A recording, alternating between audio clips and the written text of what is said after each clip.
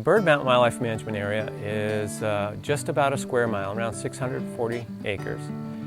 Probably, I don't know, 6 miles or so out of the city of Rutland, but once you get back in there in Bird Mountain, it sure seems like you're a long ways from town. Bird Mountain WMA straddles the towns of Castleton, Ira, and Poultney.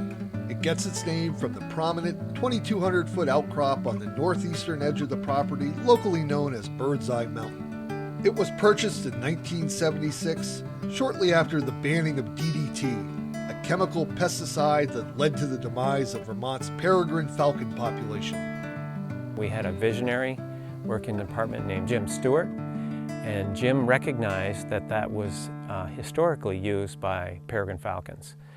And Jim was before his time, and that piece of land came up for sale, and he recognized it as a very significant nesting site for peregrine falcons historically.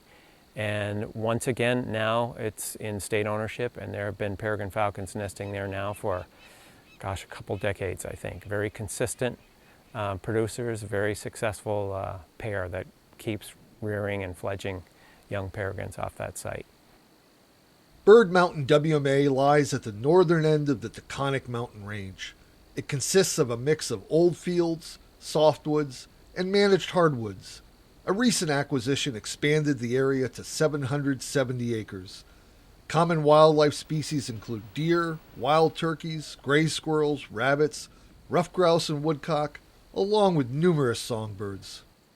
In terms of habitat diversity, we have former abandoned farmland primarily, and there are still vestiges of some of the ag fields that were there, which we are actively trying to manage to keep in that herbaceous component because of the high value to a wide range of species that are used in that.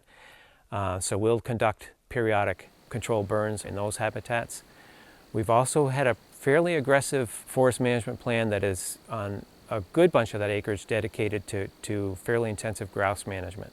So it means fairly frequent cutting periodically, specifically to try to get that early successional component of birch and aspen that the grouse really respond to.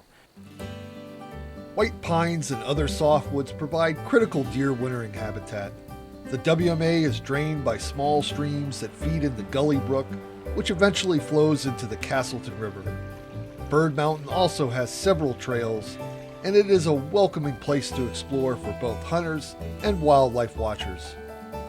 It's really a very unique place in terms of being, relatively close to Rutland, but offers the perspective and the solitude once you get in the forest of a place that's really tucked away.